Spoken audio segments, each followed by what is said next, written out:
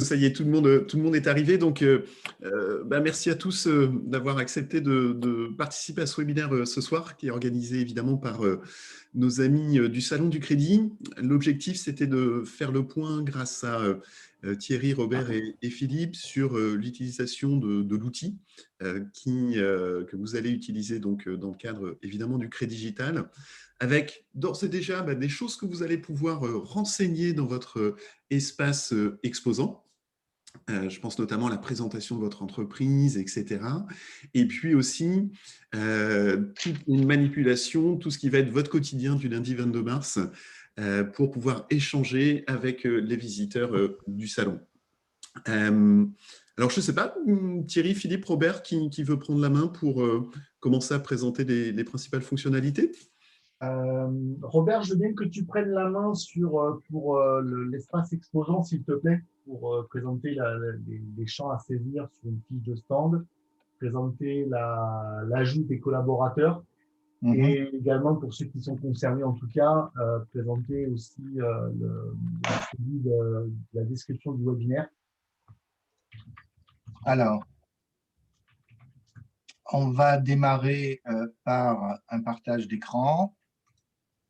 Alors, je vais commencer ici. Bonjour à tous.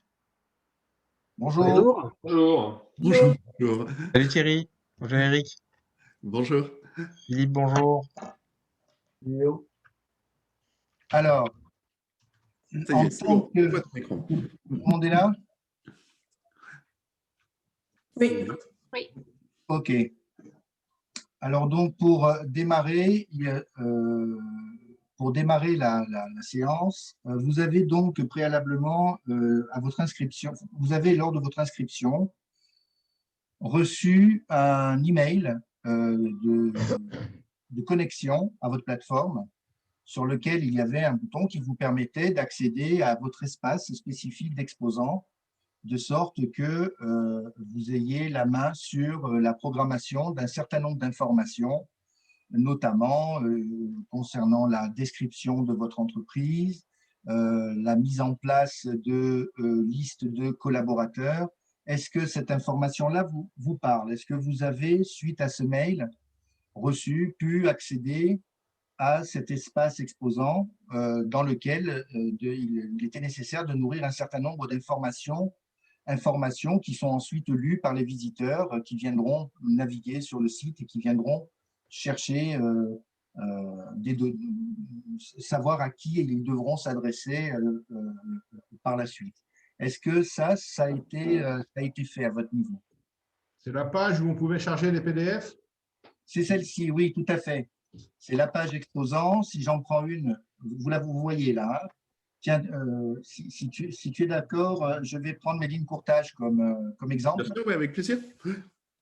Donc, voilà, c'est une page sur laquelle, à l'issue de votre saisie, on y trouvera le logo, on y trouvera le nom de l'entreprise et on y trouve ici une description des documents PDF que vous avez saisis et certains liens vidéo, sous réserve que ces vidéos soient sur YouTube, bien évidemment, qui permettent donc à l'internaute, visiteur, de pouvoir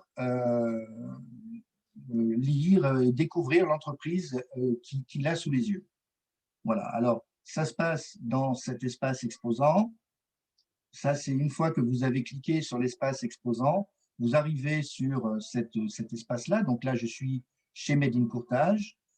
Et Made in Courtage s'est retrouvé face à deux onglets principaux, un autre onglet ici dont on parlera après, qui lui permettent de décrire l'entreprise. Et c'est ici qu'il a saisi ces données. Donc, il est allé sur son espace exposant et il s'est retrouvé face à ces champs-là et il y a mis des informations, son site Internet, une description qui n'est pas limitée en caractères, donc qui peut être assez complète. Il y a inscrit les réseaux sociaux auxquels il est affilié. Sa documentation, il y a mis ici un intitulé de PDF, donc ça permet de mettre en place des fiches produits, des fiches d'entreprise, donc ce que vous avez sous la main, jusqu'à 5. Donc il y a un libellé.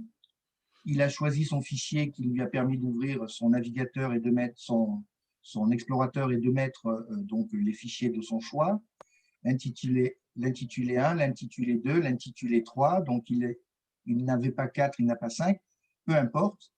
Et il a déclaré aussi des vidéos YouTube. Une fois qu'il a enregistré ces informations, donc vous voyez, il n'y en a pas énormément, hein, on est sur de la signalétique essentiellement. Une fois qu'il a déclaré ces informations-là, eh bien, hop, voilà, on retrouve les informations de Made in Courtage organisées ainsi, ses PDF et sa vidéo. Donc, c'est important de pouvoir nourrir ces informations-là, car ce seront vraiment les informations vitrines de votre entreprise qui permettront de séduire l'internaute, le visiteur, et déclencher une action. Alors ici, on voit déposer ses coordonnées. L'internaute pourra déposer ici des coordonnées, mais on rentrera dans le détail un petit peu plus tard. Donc voilà, cette première partie est importante. Mon espace exposant, je décris mon entreprise et j'y saisis mes informations que j'enregistre, tout simplement. Et je confirme, hein, pardon Robert, je te coupe, mais ça se fait vraiment très naturellement en une poignée de minutes. En fait, hein, vous pouvez tout à fait compléter toute cette partie-là sans aucune difficulté. Voilà, effectivement. Alors, il y a peut-être une contrainte ou pas d'ailleurs, c'est que les vidéos sont des vidéos qui sont préalablement hébergées sur YouTube. Soit vous avez une chaîne, soit il faudra assurément créer un mail d'appoint sur Gmail pour pouvoir accéder au compte YouTube. Et ensuite pouvoir uploader votre vidéo sur ce compte YouTube et récupérer le lien de partage que YouTube donne à chaque vidéo envoyée. Et c'est ce lien-là qu'on fera apparaître ici et qui permettra d'afficher automatiquement la vidéo en bonne place sur la page de présentation de l'exposant. Voilà pour cette première partie. La seconde partie concerne l'inscription des collaborateurs. L'inscription des collaborateurs, ce n'est pas plus compliqué que ça. Prénom, nom, prénom, un email, un numéro de téléphone facultatif, et vous avez la possibilité d'ajouter des exposants collaborateurs qui seront à vos côtés le jour du 22 mars, et qui pourront être très utiles lors de la prise de rendez-vous des internautes. Puisque, notamment, autant de collaborateurs seront présents ici. On ne peut que vous recommander d'en avoir jusqu'à 4, puisque nous avons établi des horaires de rendez-vous par tranche de 30 minutes, 4 collaborateurs possibles en même temps par tranche de 30 minutes. Donc, vous pouvez inscrire ici jusqu'à 4 collaborateurs distincts. Et le jour de l'ouverture, voire même avant, c'est pas le jour de l'ouverture, c'est un visiteur souhaite prendre ou poser déjà un rendez-vous avec vous, se rendra sur la page de l'exposant que je vais récupérer ici, Made in Courtage. Oups, pardon. Non. Ah, l'exposant. Il est là, et la page. Ah oui, c'est que là, je suis connecté en tant qu'exposant, c'est pour ça.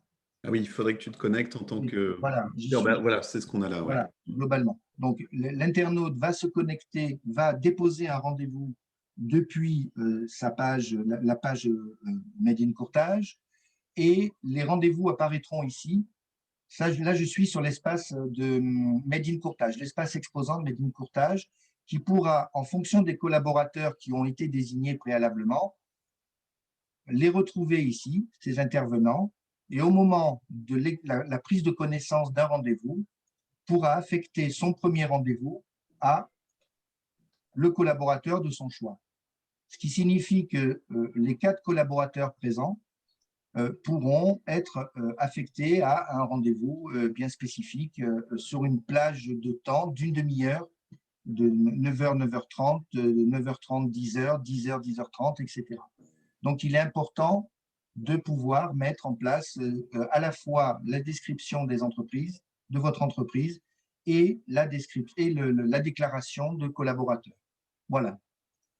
Voilà pour les 2 espaces prioritaires. Je conclue rapidement. Promotion de crédit digital. C'est simplement pour vous, si vous souhaitez faire la promotion de l'événement le jour J, vous pouvez télécharger les visuels et les communiquer sur vos réseaux sociaux ou sur vos emails à volonté. Voilà. Le but étant de recruter un maximum de contacts. Voilà. Alors, peut-être que je vais passer la main à Philippe. Oui, ou Robert, si tu le permets, on a une ou deux questions là qui sont apparues dans le fil. aussi, Jean-Bernard. D'accord.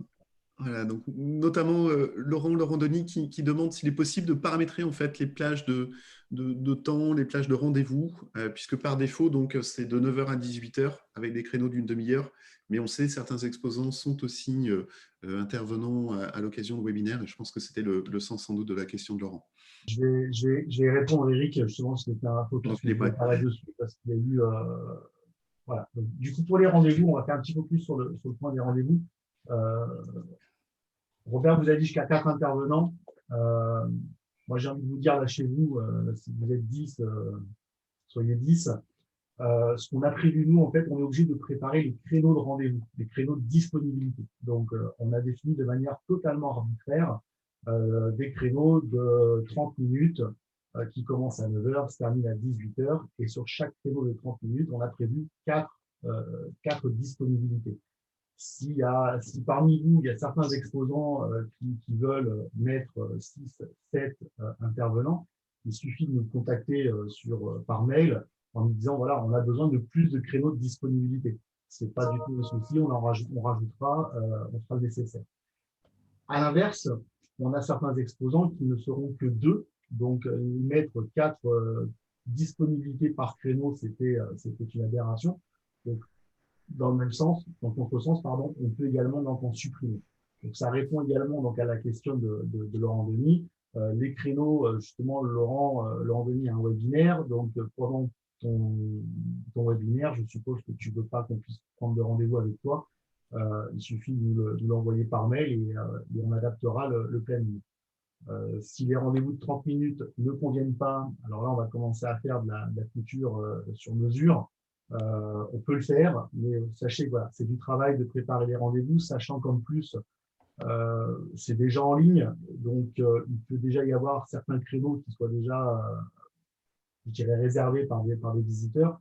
Donc attention à ne pas trop en supprimer et surtout à ne pas trop changer les durées. Donc, celui de 30 minutes, c'était correct sur Internet. Mais voilà, en tout cas, on peut nettoyer, en rajouter en termes de volume, on peut en supprimer s'il y en a de trop. Ce n'est pas du tout un souci. Je crois qu'il y avait d'autres questions aussi de la part J'ai une question, Philippe. Allez. J'ai vu tout à l'heure, Bob nous a expliqué qu'on pouvait choisir ses collaborateurs. Et puis, quand il est revenu sur la page Bédine Courtage, en fait, il n'y avait que la collaboratrice qui était inscrite. C'est-à-dire que lui, Eric, en tant que tel, en tant que celui qui a le code du salon, n'est pas inscrit comme étant celui qui peut recevoir des rendez-vous. Donc, il est obligé de s'inscrire comme collaborateur. Non. Alors, en effet, c'est une bonne question. Ça mérite une petite précision. Le système est fait que notre utilisateur principal, qui est tagué comme étant exposant, sera exposant en haut de la pyramide et aura les droits, je dirais, inférieurs, donc collaborateur. La seule chose, c'est que justement, il n'est pas dans la liste. Pourquoi? Parce que ce n'est pas un exposant collaborateur, mais un exposant. Donc, il pourra quand même être choisi pour les rendez-vous. D'accord, parce qu'il n'est pas dans le menu déroulant. Dans le menu déroulant, pour l'affectation du rendez-vous? Il n'y avait qu'une grille et lui, il n'apparaissait pas. Donc ça, la personne veut choisir, parce que moi, j'ai envie d'avoir Eric en face de moi pour qu'il m'explique, ben, je ne peux pas le choisir. Non, tu ne peux pas le choisir. Ça, il faut qu'on le vérifie auprès du prestataire si le visiteur peut choisir son interlocuteur. D'accord. De toute façon, on va pouvoir le voir parce que là, je vous ai préparé, pendant que Robert était en train de présenter l'importance de bien saisir sa fiche de stand, saisir les informations du webinaire, parce qu'il faut quand même donner envie aux gens de venir, je dirais, rentrer dans votre stand et surtout vous poser des questions. Pour le webinaire, c'est pareil. Si vous voulez avoir des spectateurs sur le webinaire, il faut vendre votre webinaire. Donc, c'était le but de l'intervention de Robert. Parallèlement à ça, moi, j'ai ouvert un compte. 3-4 navigateurs là, qui sont ouverts, donc je vais vous partager au fur et à mesure les écrans pour vous montrer ce que voit un visiteur, ce que voit un exposant et ce que voit un collaborateur. Je vous montrerai également la navigation, parce que là, pour le moment, on vous montre un simple site internet, donc c'est pas ce qu'on vous a vendu. Vous avez fait une superbe vidéo il y a quelques semaines, donc c'est quelque chose qui est en cours de fabrication. Donc je vais vous montrer une pseudo-maquette, pour que vous puissiez comprendre comment ça va se passer pour les visiteurs. Donc Jean-Bernard, on va regarder tout ça, et s'il y a une faille sur le système, on la fera corriger par le prestataire. C'était juste pour le… Voilà. J'ai vu une question avant de passer un petit peu à la démonstration. Floriane Debord qui disait est-ce que les visiteurs peuvent voir cet espace seulement le jour du salon ou en amont aussi. Ils peuvent le voir depuis que c'est en place. C'est justement l'objectif, c'est que les gens viennent en amont sur le site Crédit Digital pour justement prendre des rendez-vous avec vous et s'inscrire également au webinaire. Il y avait une question de Nicolas Coran, savoir si on récupérait, aura-t-on les codes postaux des visiteurs qui prendront des rendez-vous. Donc oui, tous les gens qui prennent des rendez-vous avec vous, vous pourrez en fait récupérer des leads. Au même titre, et on le verra tout à l'heure, quand je le mettrai en position visiteur, il y a un bouton déposer les coordonnées. Ça revient, si on compare avec un salon physique, la personne vous donne sa carte de visite. Par contre, la personne qui va venir sur votre fiche du site internet par le biais du plan, si elle ne fait pas la démarche de déposer ses coordonnées ou d'avoir eu un rendez-vous avec vous, vous ne récupérez pas le lead, ce qui est tout à fait je dirais, cohérent par rapport notamment au RGPD. OK. Ça veut dire que le jour J, si les gens viennent sonner sur votre poste, vous appelez, faire un appel visio, pensez à leur demander leurs coordonnées ou les inciter à cliquer sur déposer les coordonnées, parce que uniquement par le chat, ça ne sera pas comptabilisé comme un lead. Donc Laurent, on a répondu. Hello, a priori, on ne peut pas ajouter en tant qu'intervenant avec le mail de connexion. Ça rejoint la question de tout à l'heure. Voilà, ça rejoint la question de tout à l'heure. Donc l'exposant doit être considéré comme un intervenant. Et si on va le voir tout de suite, là, parce que je vais vous afficher mon écran en tant que visiteur, pour voir si on peut prendre rendez-vous ou pas spécifique. Et encore une fois, si c'est défaillant, notre petit prestataire aura un coup de téléphone demain matin pour corriger ça au plus vite. Et merci. Je vous propose de vous partager mon écran, enfin, un des écrans.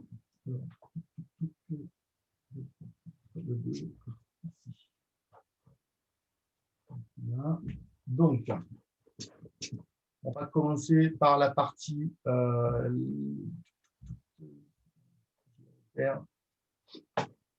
voilà, ici. Là, je me suis connecté avec mon compte collaborateur. Donc, comment je me suis connecté petit focus aussi sur la connexion. Vous avez remarqué qu'il n'y a pas d'identifiant, il n'y a pas de login ni de mot de passe. Tout est en lien avec des bases de cookies de par le mail que vous avez reçu. Ça veut dire que dès lors que vous étiez comptabilisé comme exposant, vous avez reçu un mail il y a quelques jours, c'est ce lien-là dans ce mail qui vous permet d'être identifié.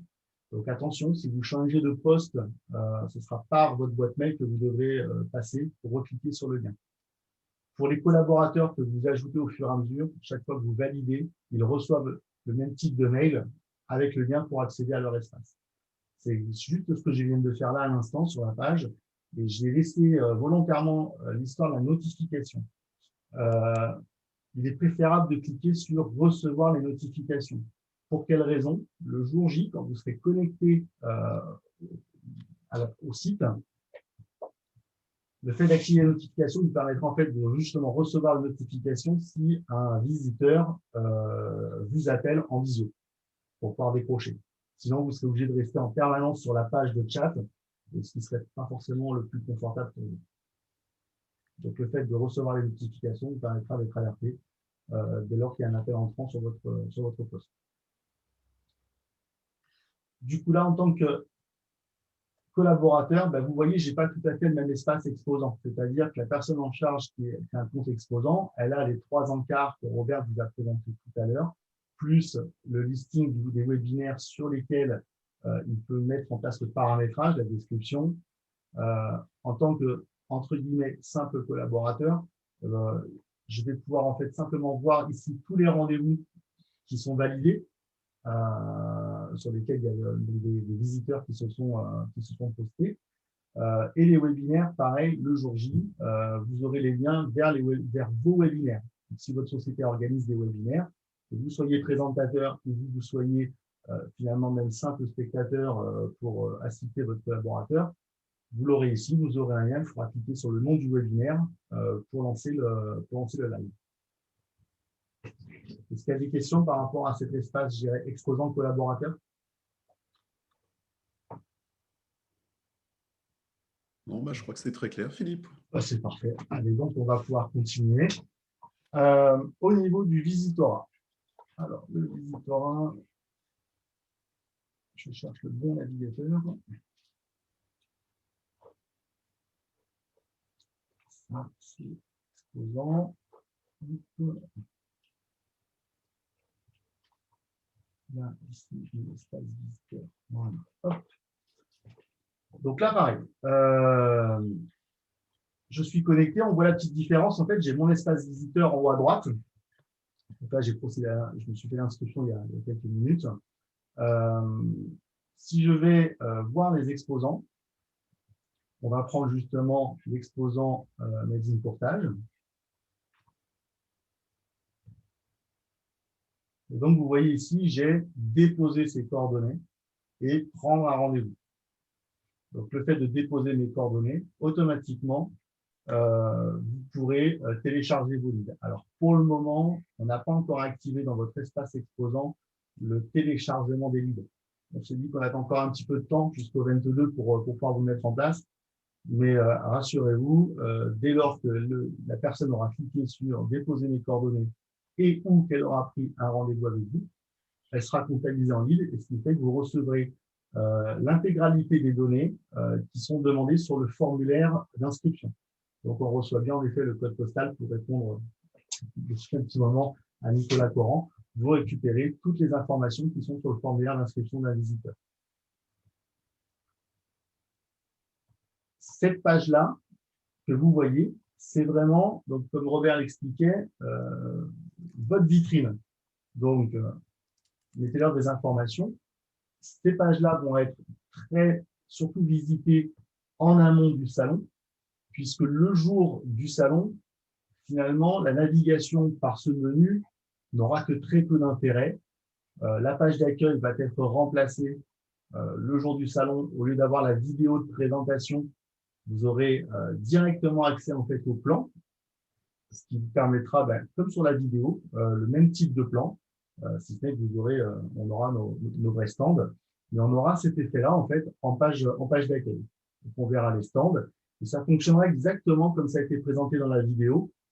Au clic sur un stand, on aura donc un volet à droite qui s'ouvrira et qui permettra en fait aux visiteurs d'interagir avec vous.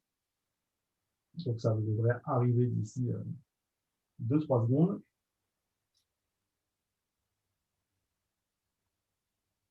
Voilà, c'est ici.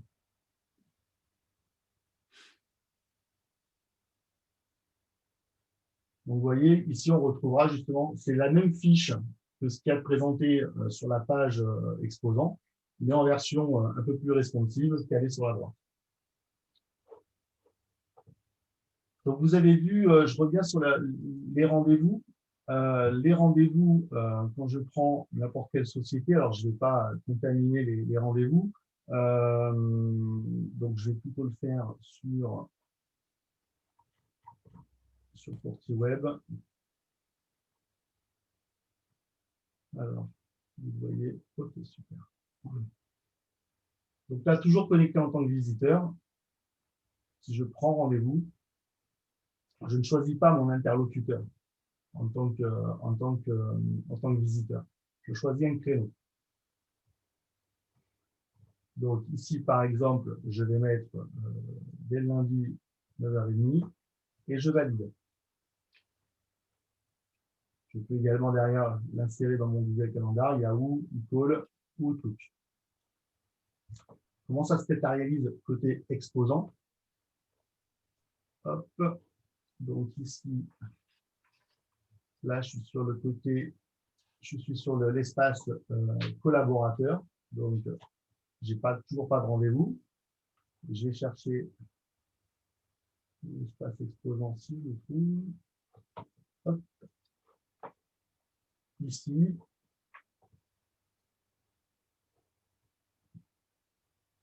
Et on a vu d'ailleurs, pardon Philippe, je te coupe, mais en haut à droite, il y a la petite notification disant un rendez-vous a été pris, ou je n'ai pas eu le temps de voir, mais voilà, ça apparaissait bien. Et donc là, on le voit ici sur la personne, encore une fois, qui est en charge de gérer le stand.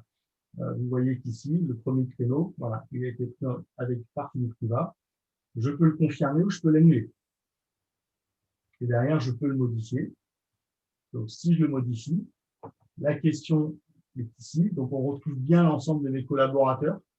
Donc, je peux, en tant que responsable du stand, l'affecter à Jérôme, à Philippe, à Robert ou à Thierry. Si je le mets à Philippe, alors c'est pas par prétention, c'est juste pour revenir sur l'accès collaborateur. On va faire le test en live. Et je vais même le confirmer. Donc ici, alors là, je suis sur lequel?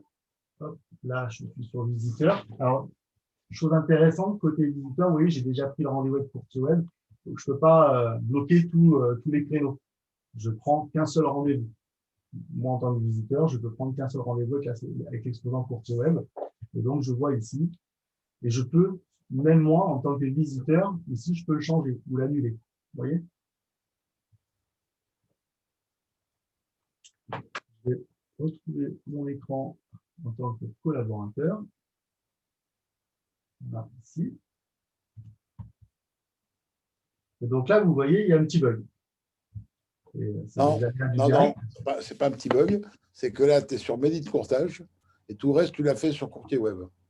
Là, tu reviens sur l'espace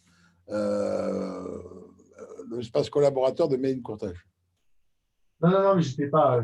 Je suis bien sur le compte de Courtier Web. Là, c'est sûr. On voit les noms des rendez-vous de Courtier Web ici. Oui, mais là, oui. Mais pas l'espace collaborateur. L'espace collaborateur, un petit peu quand même. Ici. Et je ne crois pas. Société Expose, Philippe. Je crois pas. Si, mon compte collaborateur, il est sur la société Courtier Web. Je ne travaille pas encore avec Eric. C'est grand plaisir, mais ce n'est pas encore fait. Donc là, typiquement, c'est le genre de test que nous, on essaie de faire aussi au quotidien parce que c'est des sociétés qui nous livrent ça. Donc là, on va laisser en place ce rendez-vous et leur demander en fait pourquoi ici, on n'a pas le rendez-vous qui a été affecté, ventilé à Philippe Riva sur la société Courtier Web. Ce n'est pas bien grave, mais le jour J, de toute façon, vous aurez accès à vos rendez-vous de la même manière qu'ici, en tant que compte, finalement, exposant principal. Et vous voyez que là, en fait, il y a accessible 5 minutes avant le début du rendez-vous. Donc, vous pouvez cliquer sur participer et ça vous ouvrira une fenêtre de chat en visio. Comme avec Zoom, dès lors que ce seront des rendez-vous, vous pourrez également partager votre écran. Si vous avez besoin, par rapport à votre activité professionnelle, de montrer des choses aux visiteurs, il vous suffira vous aurez un bouton pour partager votre écran. Ce qui ne sera pas possible, l'écran ne sera pas partageable à partir du moment où la personne sera rentrée en appel vidéo spontané. C'est-à-dire que, encore une fois, si je vais en tant que visiteur, je vais essayer de retrouver, ça c'est exposant.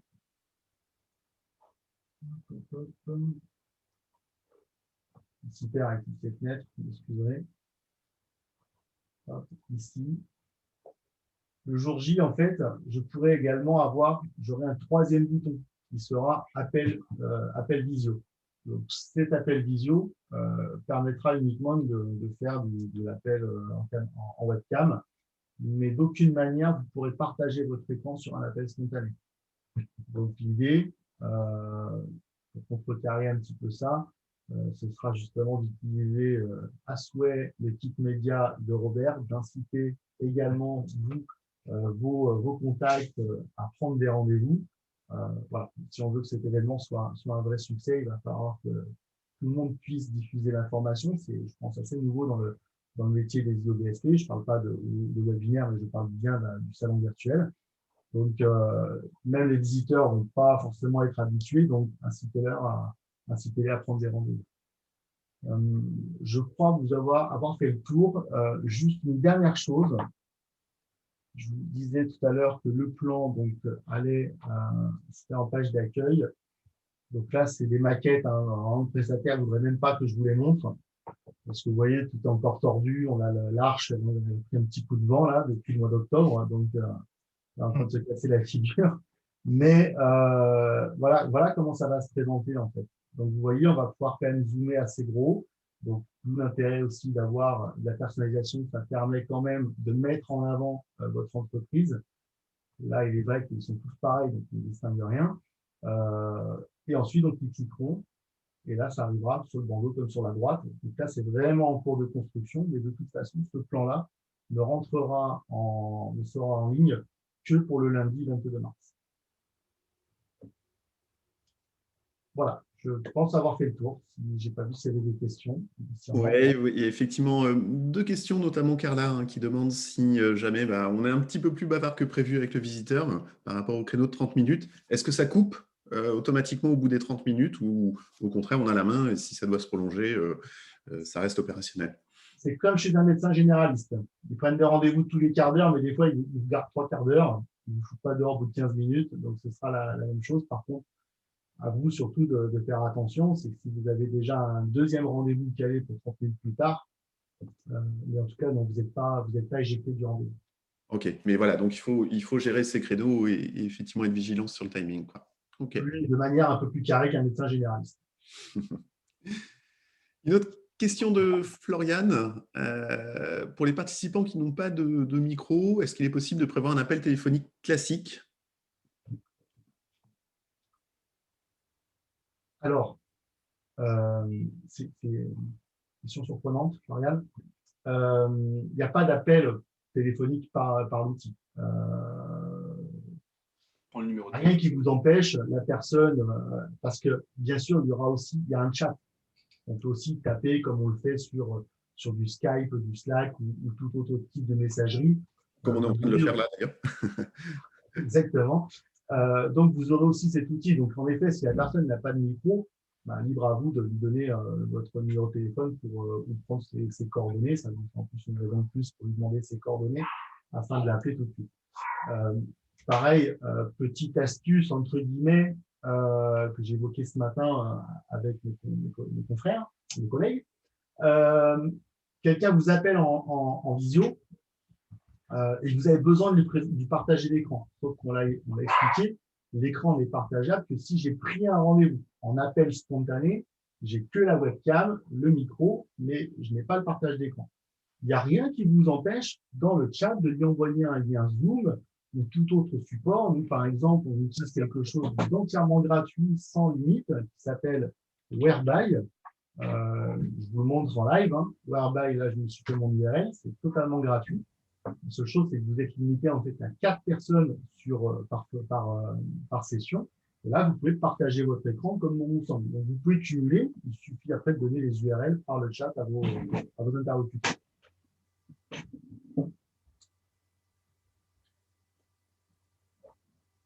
Il y a d'autres questions?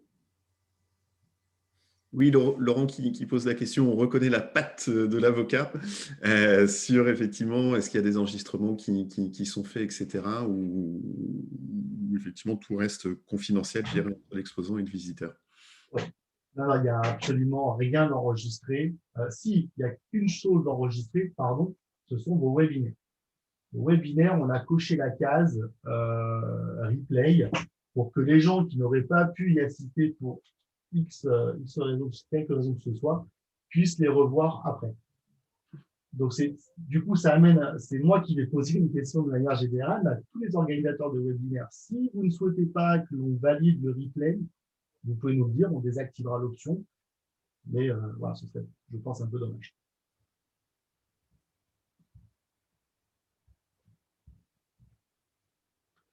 Les replays seront disponibles pendant combien de temps? Sur la plateforme, techniquement, même le site Crédit Digital en fait, pourrait vivre des mois, des mois et des mois. Donc la question est quand même pertinente parce que je n'ai pas la réponse.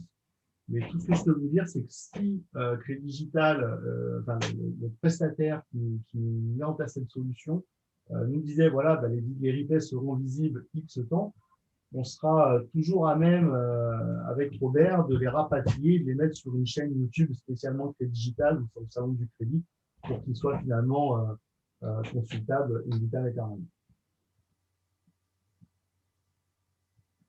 Ok, alors j'ai une question qui m'arrive par texto, Philippe. Est-ce que ceux qui organisent des webinaires ont la possibilité de faire une répétition à blanc en amont du 22 pour justement se familiariser avec l'outil, s'assurer que tout fonctionne? Alors en informatique, c'est pas parce que ça fonctionne le lundi que ça va fonctionner le mardi. Hein. On le fait tous.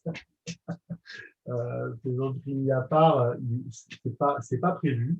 Mais si ça intéresse tous ceux qui font des webinaires, qu'on puisse organiser dans la semaine ou en début de semaine prochaine le même type de conférence que ce soir, peut-être exclusivement avec ceux qui ont des webinaires qui sont concernés, pour qu'on puisse justement mettre en place un webinaire bidon et vous montrer comment ça réagit. Ça peut très bien s'organiser. Ouais, je pense que ça peut être rassurant pour tous ceux qui organisent effectivement un webinaire. Ouais.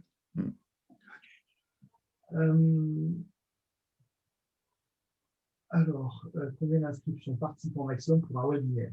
Aura-t-on la liste des participants? Donc, normalement, c'est 500 spectateurs maximum pour les webinaires. Je dis normalement parce que c'est ce qui nous a été vendu au départ et que finalement, on pourrait éventuellement se retrouver avec un quota illimité. Donc, ce sera plutôt une bonne chose en espérant que si on en a déjà 500 par webinaire, je pense que ce sera déjà très beau. Ensuite, aura-t-on la liste des participants? Oui, bien évidemment que oui, les gens viennent assister à votre conférence. Ça fait partie justement des leads. C'est vrai que je ne l'ai pas précisé tout à l'heure, je ne crois pas. Mais oui, au même titre que je prends un rendez-vous où je dépose mes coordonnées, je m'inscris à un webinaire, je vais vous récupérer les leads. Okay, ce qui signifie bien, Philippe, que si je veux assister à un webinaire, il faut vraiment que je m'inscrive, même si je le fais au dernier moment, mais pour pouvoir accéder à la conférence. Hein. Alors, le jour J, de toute façon, pour pouvoir rentrer dans le webinaire, il y aura « je m'inscris ». Et encore une fois, là, on n'a pas pu tester tout ça, mais le système a l'air quand même assez robuste pour être suffisamment intelligent pour que la personne dise « je m'inscris », que ça lui ouvre directement le webinaire. OK. Laurent Denis, durant les webinaires, l'orateur aura-t-il la connaissance précise des participants? Les participants peuvent-ils intervenir librement? Alors, il y a plusieurs possibilités qui s'offrent à vous. Vous ayez connaissance des participants, oui, parce que les participants pourront intervenir de manière textuelle, comme là vous êtes en train de le faire sur la discussion. On est certain à présenter. Et vous, justement, vous pouvez passer par la discussion. Donc, la discussion, ça peut être un peu dangereux. Donc, on est capable, si vous nous le demandez, de mettre en place une modération. Alors, il y a deux types de modération. Il y a une modération active et une modération passive. Petite nuance entre les deux. La modération passive, c'est le message du visiteur est publié et une fois qu'il est passé, je peux finalement le supprimer. La modération active, c'est pour être diffusé, ça passe par la validation d'un modérateur. Comment est-ce qu'on définit un modérateur? Il faut que vous ayez rajouté la personne qui devra faire le modérateur sur votre webinaire. Il faudra la mettre en tant que collaborateur, nous indiquer par mail qu'il faut mettre cette personne-là comme étant modérateur pour votre webinaire. Malheureusement, on a posé la question aux prestataires, mais il n'est pas prévu dans leur système de fonctionnement que vous, en tant qu'exposant, en fait, vous puissiez choisir votre modérateur. Mais Robert est ultra réactif, donc ça se passera bien. Durant un webinaire, n'importe quel participant inscrit peut interrompre. Non. Les participants, les visiteurs ne parlent pas, ils n'écoutent pas la parole, ils n'ont pas accès au micro, ils posent leurs questions par la discussion comme tu le fais là en ce moment, Laurent. Voilà, micro et caméra des visiteurs, enfin des auditeurs sont coupés pendant le webinaire en fait. Hein, c'est ça que ça signifie en fait. Ouais. Ok. Pour avoir eu de mon côté très souvent la question posée par les exposants, je précise qu'il n'y a aucune installation logicielle particulière pour les webinaires ou les visioconférences. On m'a demandé s'il y avait une installation d'un programme à faire ou si le système installait un programme. Ce n'est pas du tout le cas. La plateforme est complètement autonome. Donc, il n'y a rien à installer et vous ne serez pas sollicité pour de l'installation. Et l'autre chose, pour avoir eu l'expérience avec un des exposants, il s'étonnait de ne pas voir ses rendez-vous, de ne pas voir ses collaborateurs, tout simplement parce qu'il utilisait Microsoft Explorer, qui est une ancienne version, donc qui est une version en voie de déclin. Donc, si vous souhaitez avoir un fonctionnement optimal, il vaut mieux utiliser Edge, Chrome ou Firefox. Voilà, sur les outils de travail liés au crédit digital. Sinon, vous risquez d'avoir des dysfonctionnements assez embêtants. Donc, voilà, c'est une précision. Alors, vous voyez, un courtier n'est pas un bon élève. Vous voyez, Partners, voilà, on a un vrai titre, je dirais, alléchant sur le sujet. Et on est encore quelques exposants qui manquent. Donc, c'est un petit peu dommage parce que ça ne donne pas forcément envie de s'inscrire. Si je vais voir Peritus, qui je crois est une bonne élève, voilà à quoi ressemble la présentation d'un webinaire. Donc, encore une fois, prenez le temps d'envoyer les éléments à Robert, notamment visuel ou quoi que ce soit, pour faire quelque chose d'assez sympa et donner envie aux gens de s'inscrire. Ok, Audrey. Question qu'il va faire à Philippe Univers iOS, Mac possible cependant. Oui, c'est pas Courtier Web qui développe, donc du coup, nos prestataires sont pas anti-Mac, il n'y a pas de problème. Ce qu'il faut savoir, c'est que de toute façon, maintenant, même Safari, alors je vais parler un peu technique, mais à part Internet Explorer, qui de toute façon est mort, puisque maintenant c'est Edge, l'ensemble des navigateurs, finalement, utilisent tous, sans aucune exception, puisque Safari est passé il y a quelques semaines, quelques mois, le même moteur. En fait. Donc, dans 6 mois, ces problèmes de navigateurs sont complètement résorbés chez tout le monde. Combien d'inscrits à ce jour? Alors, on parle inscrits en tant que visiteurs. Donc, les inscriptions ont commencé quand? Mardi dernier. On est à peu près à 250. Là, au dernier chiffre, je suis à 288. Il y a un emailing qui va partir demain. On va communiquer justement sur les webinaires. On va varier un petit peu les plaisirs. On va communiquer aussi sur les différentes enseignes. Non, vous n'avez pas vraiment de visibilité sur les inscrits à vos webinaires, justement, parce que, alors, nous, on les a, mais on est sur du web. On est sur du web et donc on est sur du spontané. On est tous, et nos visiteurs sont pareils, la tête dans le guidon. Les inscriptions vont vraiment arriver en masse la semaine prochaine. Voilà. Donc, mais aujourd'hui, il y a déjà des inscrits sur des webinaires. Il y a des webinaires où il y a déjà une quinzaine de participants qui sont inscrits. D'autres où il n'y en a pas, j'allais dire peu, voire pas. Ce sont ceux justement où il n'y a pas de présentation. Je parlais de Peritus parce que Peritus, je crois que c'est le webinaire pour le moment qui a le plus de spectateurs. Le saura-t-on le jour J? C'est une bonne question. Je pense que oui, quand même, parce que puisque vous aurez accès en fait à la liste des participants, donc le jour J, le jour du démarrage, vous aurez donc la liste des spectateurs. Donc, je vérifie qu'il y a un petit champ avec le total. Sinon, on va regarder justement pour que ça puisse apparaître en fait dans votre back-office, dans votre compte exposant. Mais c'est vraiment sous réserve de faisabilité avec le prestataire.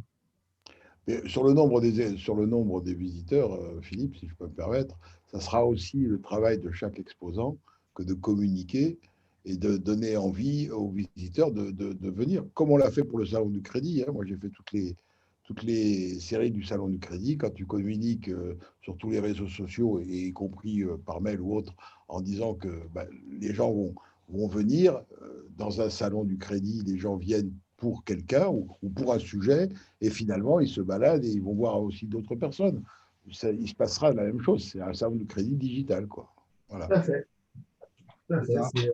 L'idée, c'est que tout le monde communique. Alors là, j'enfile la casquette de l'organisateur de salon et on sait aussi que les exposants, se disent on vient exposer un salon, c'est à l'organisateur de faire venir des participants. On peut mettre aussi en parallèle de cette réflexion que le milieu du crédit, le milieu des IOBST, c'est un milieu très petit finalement, tout le monde se connaît. Voilà, il faut que tout le monde, je pense que c'est bien, en effet, Jean-Bernard, que tout le monde communique au mieux sur sa présence au crédit digital. L'équipe média est là pour ça. Voilà. Il n'y a pas de droit d'auteur, vous pouvez l'utiliser comme vous voulez, il n'y a aucun problème. Mettez-le aussi en signature sur vos mails. Plus il y aura de monde, plus votre profession et vos visiteurs auront une voix qui portera après pour différentes revendications. Donc, il faut vraiment s'y atteler, quoi. Encore une fois, c'est tout nouveau. Et puis, c'est un jeune salon. Donc, on a besoin de tout le monde. Ouais.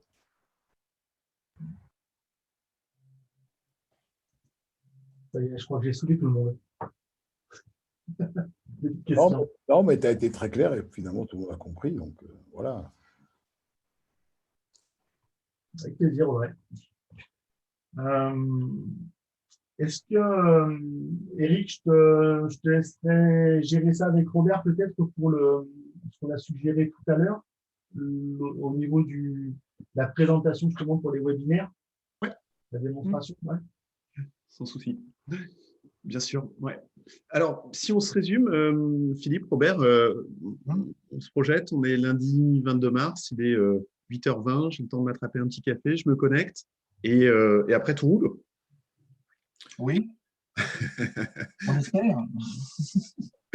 Mais voilà, je dirais, enfin voilà, c'est toute la partie technique fait que dès lors on a bien renseigné son espace exposant, qu'on a mis les docs, qu'on a vu tout à l'heure ce que tu nous as présenté. Maintenant, on attend devant notre écran, on a activé les notifications, etc. Et ça y est, c'est parti, quoi. Hein. C'est ça. Oui. Techniquement, en fait, ce qu'il faut savoir, c'est qu'il n'y a pas de départ réel, c'est-à-dire que le 22 mars à 9h, on n'appuie pas sur un bouton pour tout activer. C'est que finalement, c'est un système qui, on pourrait très bien finalement le mettre, ça pourrait durer toute l'année en fait, sur Internet. Il n'y a pas de limite de temps. On a souhaité concentrer tout sur une journée parce que forcément, il faut quand même être attentif aux appels, au chat, mais aujourd'hui, si je vais sur la fiche d'un exposant et que cet exposant est connecté, je peux déjà échanger avec lui, je peux déjà faire du chat en fait. Donc, ça veut dire que ce ne sera pas prêt le 22 mars, ce sera prêt, c'est prêt. Finalement, c'est prêt, à part les 2-3 petites bricolettes, j'ai envie de dire, à améliorer, mais c'est prêt. La seule chose qui sera mise en place, alors ce sera certainement pas le lundi matin, ce sera trop dangereux, mais on leur fera faire ça peut-être le jeudi ou le vendredi qui précède, de mettre en place le plan. Le plan qui pour nous doit rester le système de navigation principal des visiteurs. Bien sûr.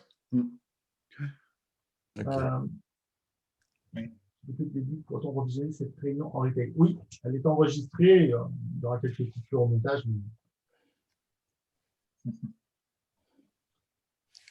Tu avais une Eric, question tu la mettras sur un support YouTube, j'imagine, le replay de ce soir. Oui, on va se caler avec Robert dès qu'on aura terminé voilà, pour le petit montage du début. Et effectivement, que chacun puisse revisionner ou passer le lien à ses collaborateurs. Il y avait une question aussi, Philippe, où quelqu'un demandait, Eloa, vers qui se tourner s'il y a des questions techniques avant le 22? Avant le 22, tu dis?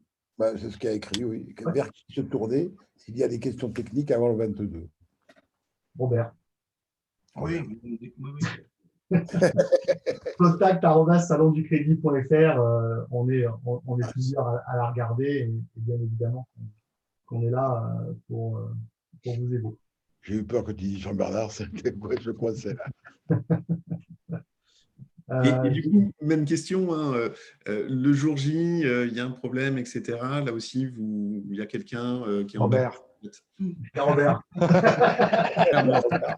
On va mettre son 06 en gros sur la page d'accueil. De manière plus sérieuse, oui, justement, alors ça va me permettre de répondre à une question que j'ai reçue en direct, en fait, c'est de savoir si on va redimensionner le plan en fonction du nombre définitif d'exposants. Oui, on va redimensionner le plan. Sur le plan où vous avez vu, il n'y a même pas encore l'espace de conférence. Parce que même pour aller dans les webinaires, les gens passeront par le plan. On a dessiné avec nos petites mains la salle de conférence du salon et les gens cliqueront dessus pour accéder au programme. Donc, on va redimensionner tout ça, bien évidemment. On a même rajouté les vestiaires aussi. Alors, on a rajouté les vestiaires, ouais, mais surtout, on a rajouté, justement, vous allez avoir, pour répondre aux questions techniques, même le jour J, on va rajouter un stand, en fait, salon du crédit, qui fait office d'accueil, de commissariat général, que vous avez l'habitude de voir dans des salons physiques. Il y aura un stand qui sera, excusez-nous, un petit peu plus gros que les autres, peut-être un petit peu plus visible, mais ce sera vraiment pour le salon du crédit, pour les organisateurs, de façon à ce que même si, pas que vous, mais aussi les visiteurs, une question, un doute, un problème, qu'on puisse les assister au mieux. Manque le service de sécurité. Ouais, et masque interdit. Une question de Laurent. Y aura-t-il des relais le 22 mars, par exemple des posts dans des médias sociaux pour annoncer des webinaires, par exemple? Alors, le jour J, oui. Alors, je dis oui, mais en fait, on n'a absolument pas parlé. Mais je trouve que c'est une bonne idée. Et Robert, qui aime bien justement, pendant les derniers salons physiques, pousser de l'information comme ça, il n'y a pas de raison qu'il ne puisse pas le faire pendant le digital. Et puis, même Eric, qui fait une idée excellente. Voilà. Et vous aussi, en tant qu'exposant, d'ailleurs. Si je comprends bien, Laurent, tu parles de posts pour annoncer les webinaires au fur et à mesure, c'est ça? Dans la mesure où, oui, ça pourra se faire le jour J. Ça pourra se faire la veille, ça pourra se faire le jour J. Charge à moi de préparer à l'avance, par rapport aux horaires de passage des webinaires, les éléments qui seront nécessaires à poster sur le réseau. Oui, si tu peux peut-être programmer 10 minutes avant ou un quart d'heure avant, par exemple. Oui, je les programme tout à fait. Super. Je vais quand même me le noter. Le webinaire coupe-t-il tout seul au bout de 60 minutes ou pas? Non, il ne coupe pas tout seul. Parce qu'on n'a pas la possibilité de le faire. Pour être tout à fait transparent avec vous,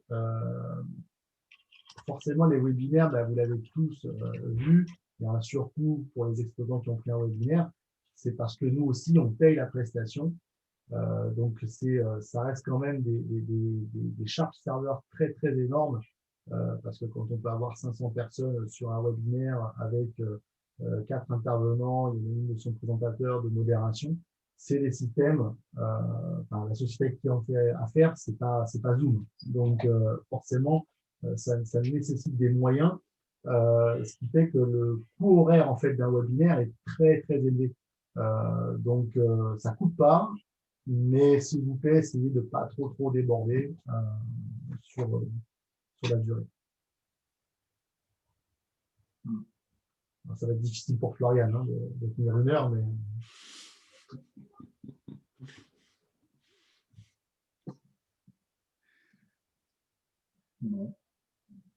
Est-ce qu'il y a d'autres questions?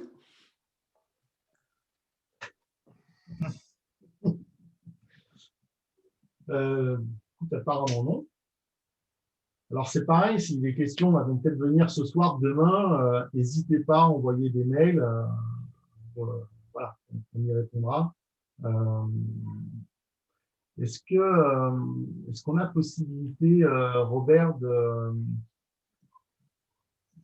d'avoir, alors je sais que sur Facebook on peut le faire, on peut avoir des groupes, mais sur LinkedIn ça n'existe pas, la notion de groupe pour quand un exposant aura une question, ce serait intéressant que tout le monde puisse avoir la réponse, par exemple. Oui, je vais chercher, mais ça ne me parle pas, non. Sur LinkedIn, non. Ok, on essaie de trouver une solution pour l'année prochaine, pour 2022.